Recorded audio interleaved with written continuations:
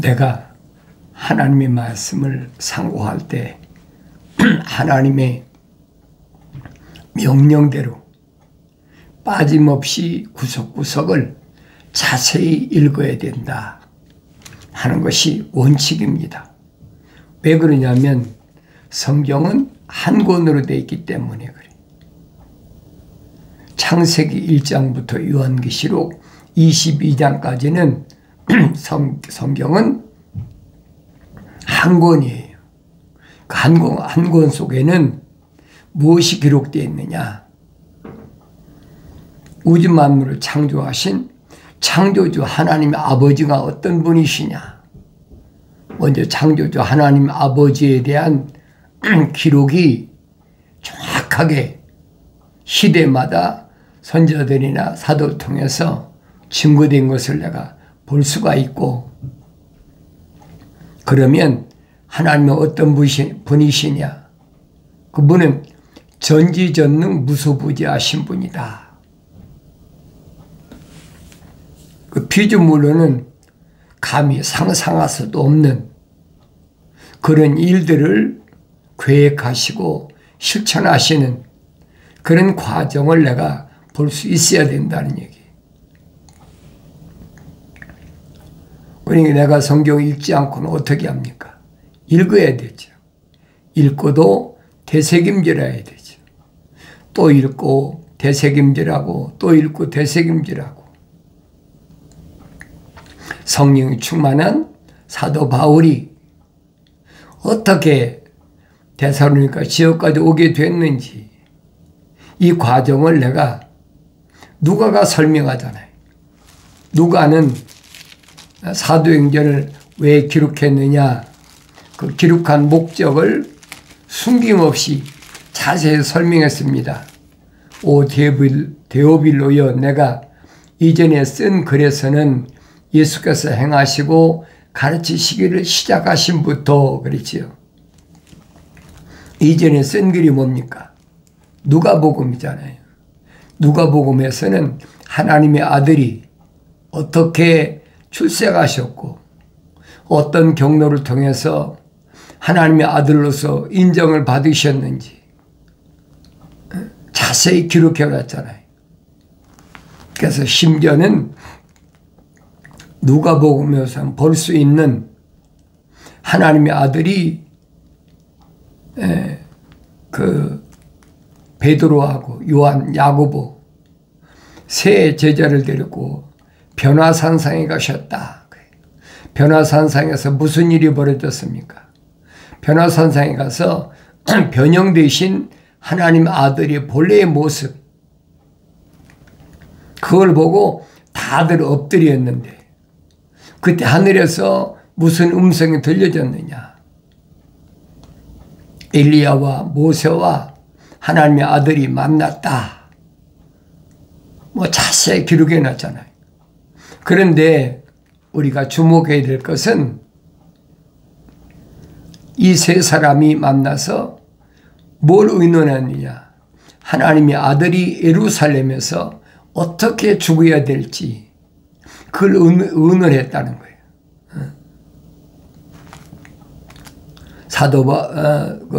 모세는 120세에 느보산에서 육신은 건강하지요. 육신이 쇠해지지 않았다. 120세 됐는데도 쇠해지지 않았다. 눈도 밝았다. 그런데 느보산에서 왜 죽어야 됐느냐? 왜 요단강을 건너가지 못했느냐? 하는 말씀이 암시되어 있잖아요. 내가 성경을 읽어야지 어떻게 합니까? 내가 성경을 읽지 않으면 다른 사람 말 들으면 안 돼요. 내가 책망받고 돌이켜서 약속하신 성령의 부으심을 내가 받고 하나님 말씀 읽을 때마다 깨달아야지. 그러면 모세가 왜 광야 40년을 200만 가까이 되는 이스라엘을 기도하고 리더로서 사역을 감당했는데 마지막에 가서는 왜 요단강을 건너지 못했느냐. 그래서 하나님의 아들이 예루살렘에서 어떻게 죽어야 되는지를 의논했다. 엘리야는 어떻게 죽었습니까? 엘리야는 사역을 마치고 명령에 순종했잖아요. 엘리사에게 안수해라. 내 후계자로 안수해라. 그리고 요즘 옛날에 태풍이죠. 해오리바람이라 토네이도라고 하는 해오리바람에 날려서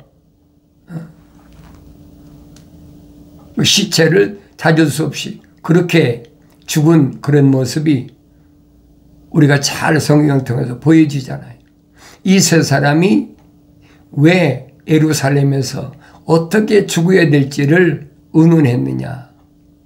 누가는 그걸 설명해 주고 있어요. 그런데 그 예수께서 행하시고 가르치시기를 시작하신부터 주께서 택하신 사도들에게 성령을 통하여 계명들을 주신 후 들려 올라가신 그날까지의 모든 일을 기록하였노라. 이게 사도행전이 들려 올라갔다. 사도 바울이 설명하잖아요. 약 500명이나 되는 사람들 앞에서 하늘로 승천했다. 들려 올라갔다. 그때 천사가 나타나서 뭐라 합니까? 예루살렘 사람들아, 왜 하늘로 들려 올라가신 하나님의 아들을 구경하느냐? 그가 올라가신 그대로 마지막 때도 구름 타고 오시리라. 구름들과 함께 오신다는 거예요.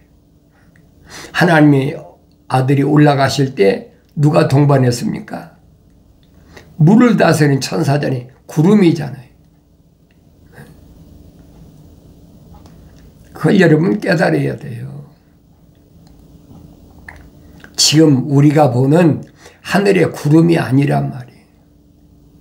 그 이스라엘 백성들을 낮에는 구름 기둥으로 밤에는 불 기둥으로 인도했다. 그게 무슨 말인가 알아야 될 게 성령 받아야 깨닫지 그렇지 않으면 성경이 기록됐는데도 알 수가 없어요. 그래서 사도 바울이 어떻게 부활하신 예수님을 만났는지 또 부활하신 예수님이 사울을 불러서 명령하신 게 뭐냐? 다마스카스로 가라. 그 명령에 순종할 수밖에 없죠. 왜? 눈이 안 보이니까.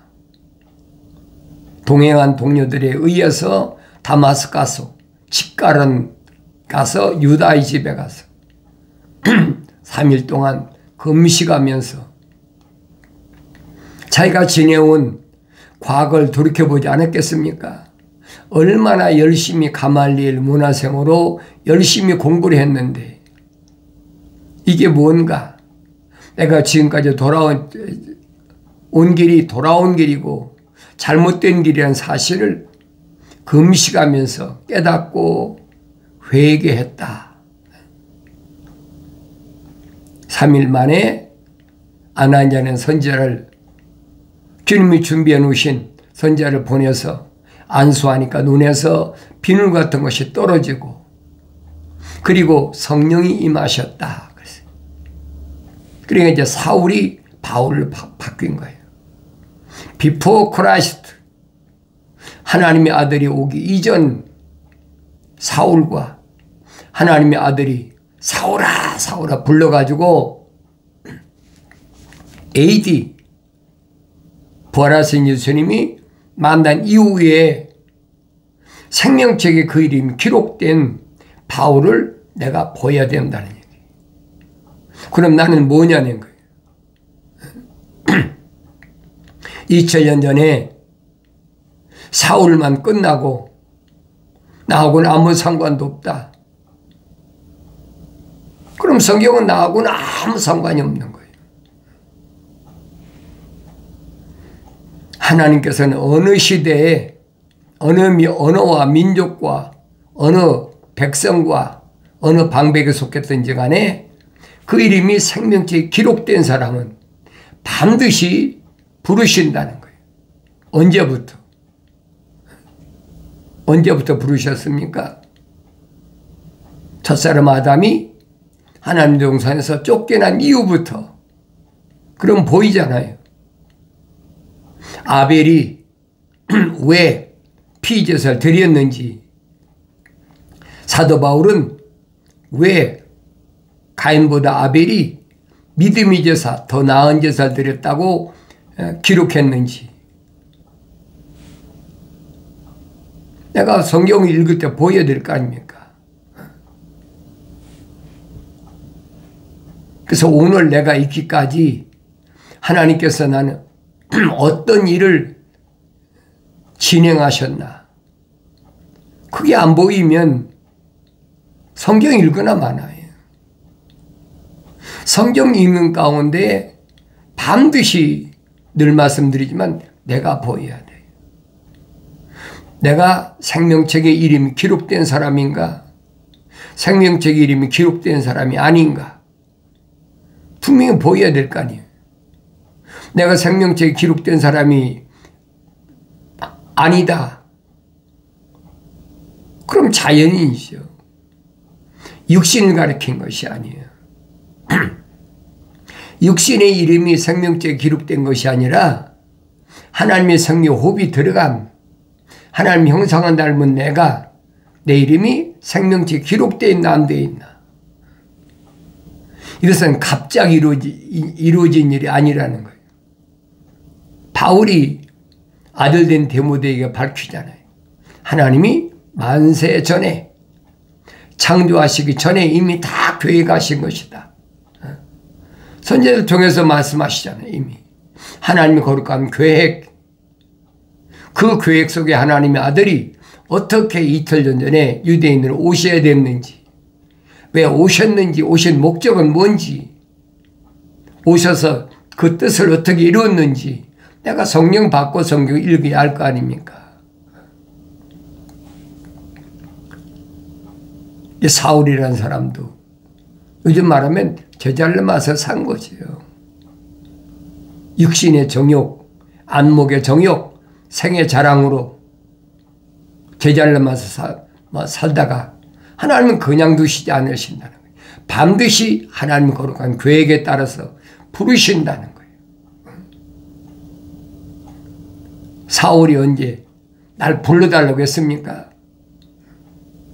얼마나 핍박한 사람인데, 부르심을 받은 교회들을 예루살렘에서 얼마나 핍박했나. 바울서신 읽어보세요. 근데 왜 사울을 부활하신 주님이 부르셨는지, 왜 같이 간 동료들이나 친구들을 안 부르고 보통 가까운 사람이면 동의했겠습니까? 그것도 대제사장, 선임 제사장한테 지금 다마스카스에 있는, 시리아 다마스카스에 있는 예루살렘에서 피해 도망간 부르심을 받은 교회들을 잡으러 가는데 보통 가까운 사람은 같이 동의했겠느냐는 거예요. 젊은이들이 많은데 그렇게 동행한 동료들이 있는데도 사도 바울만 불렀다. 이게 보여야 되잖아요. 하나님의 아버지께서 나를 왜 부르셨을까? 왜 나만 부르셨을까? 내가 보여야 되잖아요. 나만 있는 게 아니잖아요. 그러면 하나님의 아들이 2000년 전에 자기 어머니와 형제 자매가 찾아왔을 때 분명히 선포하시잖아요. 누가 내 형제요 자매요 무친이냐? 하늘에 계신 하나님의 아버지의 뜻대로 행하는 자가 내 형제요 자매요 모친이니라. 왜 그런 말씀하셨는지 그거 깨달아지잖아요. 이런 하나님 말씀을 자세히 날마다 읽어가면서 되새김질하고 다시 읽으면서 되새김질하고 사람이 가르치는 거 아니라고 주님은 선포하시잖아요.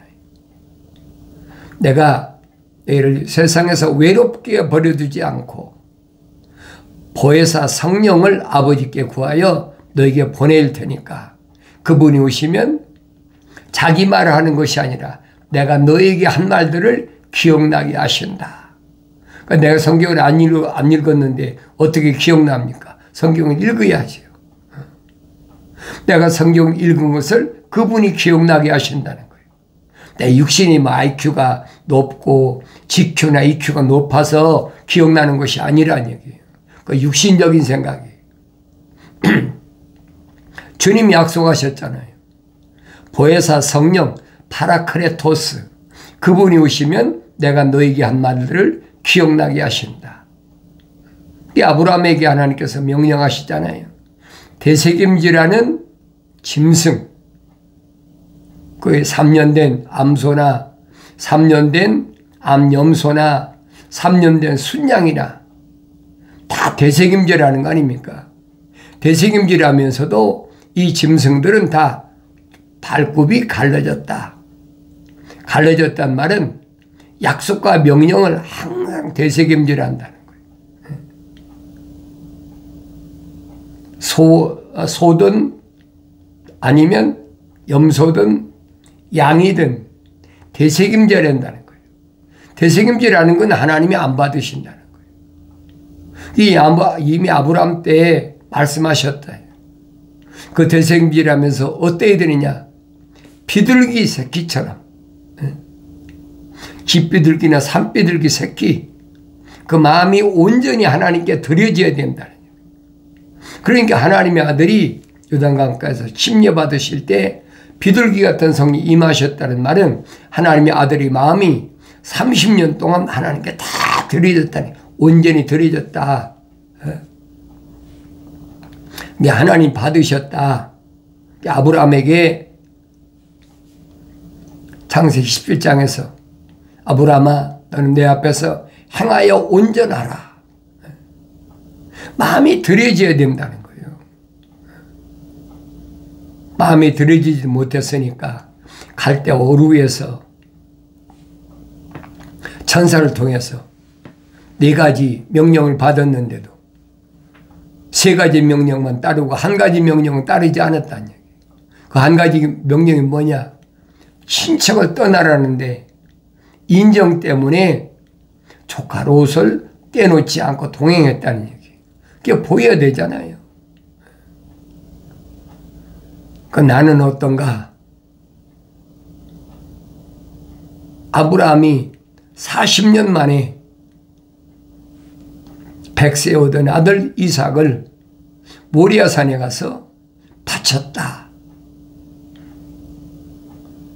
아들이 이제 이스마엘도 내쫓으라. 내쫓아버리고 이삭 하나밖에 없는데 그걸 바쳐라. 또 모리아산까지 가서 3일 길을 걸어가면서 아브라함의 마음이 어떻게 했어요? 여러분과 나하고 똑같은 육신 입은 사람인데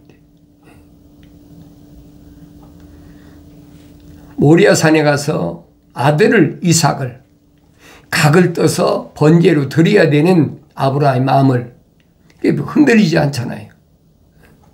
그게 완전해졌다는 거예요.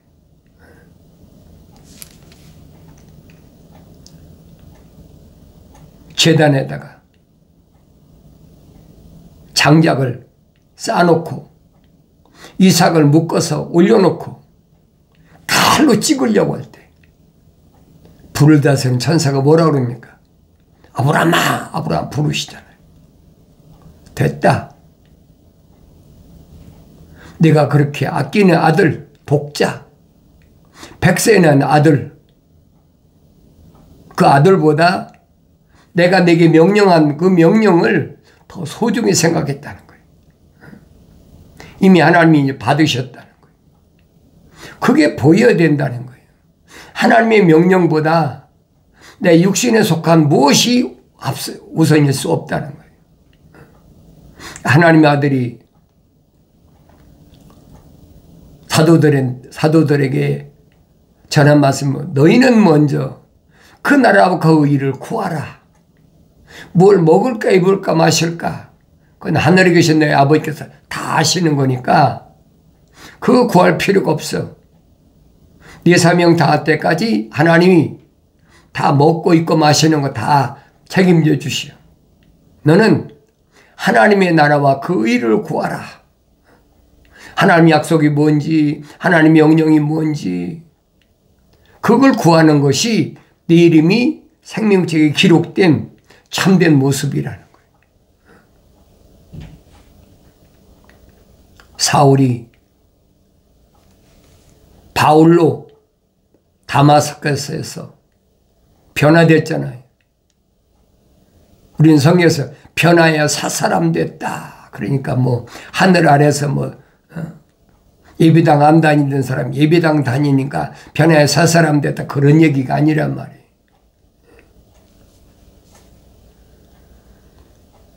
그 이름이 생명책에 기록된 것을 깨달은 거예요. 그러니까 이제부터는 자기 마음대로 세상을 사는 것이 아니라 성령께서 인도하시는 대로 자기 마음대로 가는 것 같아도 아니라는 거예요. 그래서 다마스커스에서 3년 동안이나 기거하면서 그 기간 동안에 사우디아라비아에 있는 시내산까지 갔다 왔다고 성경 기록하고 있잖아요. 하나님께서 모세에게 주신 계명, 율법의 중요성을 깨달은 거예요. 그때 바울은 뭐랍니까? 3층 천, 셋째 하늘까지 올라가서 하늘의 비밀을 자기가 깨달았다. 그래서 신비라 그래. 신령한 비밀이다. 2000년 전에 사도 바울이 부르심을 받고 3층 천에 올라가서 신비를 깨달은 것으로 끝나면 나는 뭡니까? 내가 그 말씀을 읽었을 때 내가 3층 천에 가서 본 것이 믿어져야 된다는 거예요. 내가 안 믿어지면 아무것도 아니에요.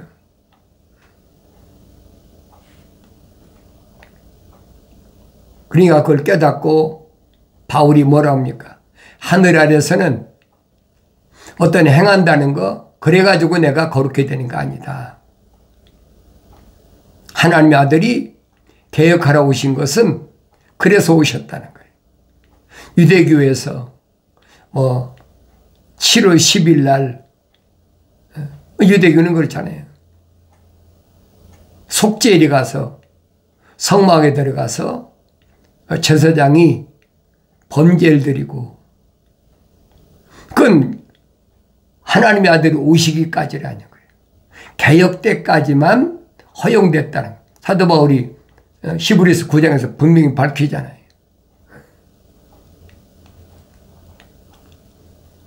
유대교의 그런 것들은 의식적인 거, 형식적인 거, 그걸 끝내려고 오셨다는 거예요. 그래서 하나님의 아들이 순양으로, 어린 양으로 오셔서 물과 피를 다 쏟으심으로 인해서 그 이름이 생명책에 기록된 사람들의 죄를 일시에 다 사했다는 거예요. 첫사람 아담의 후손인 아벨서부터 히브리서의 사도 바울이 그 이름 나열했잖아요. 쫙 설명하고 있잖아요. 그러니까 내가 성령 받고 그 말씀을 읽고 그 안에 내가 들어가야 된다는 거예요.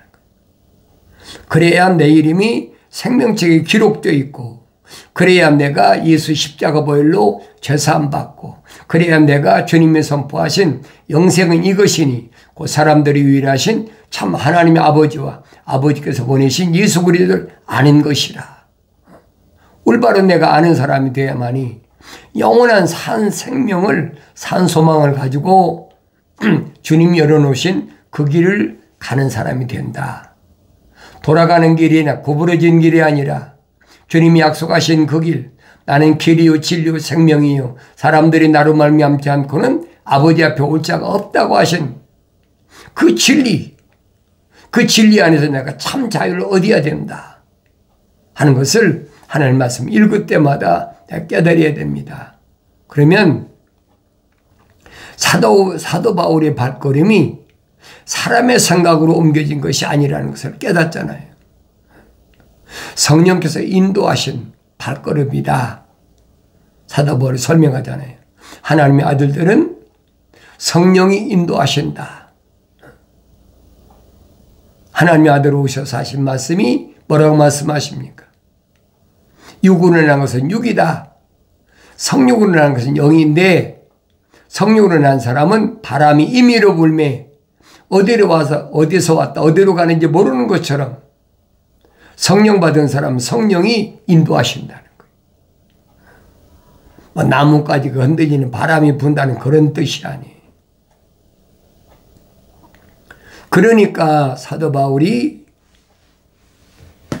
3년 만에 길리기아 다소 자기 고향으로 돌아가서 예루살렘 경유에서 예루살렘에서 애가 그동안 저질렀던 악행에 대해서 베드로하고 사과하고 하나님 예수님이 그 젖동생 야고보하고도 사과하고 교제 약속을 했다. 그리고 자기 고향 길리기아 다소 가서 14년 동안을 하나님이 열심히 하나님 말씀을 상고했다. 하루아침에 된 게 아니잖아요. 그러니까 이런 내용들을 내가 읽는 것으로 끝나는 것이 아니라 사도 바울이 설명한 것처럼 나에게 본으로 거울로 보여주셨다. 그럼 내가 성경을 읽게 될 거 아닙니까? 내가 성령 받아야 될 거 아닙니까? 왜? 천국의 주인이 되려면 하나님의 아들을 선포하시잖아요. 영이 가난한 자는 복이 있나니 천국이 저희 것이다. 선포하셨잖아요. 영이 가난하다는 말은 성령으로 다시 태어난 사람, 거듭난 사람을 가리키는 거예요. 영적인 사람을 가리키는 거예요.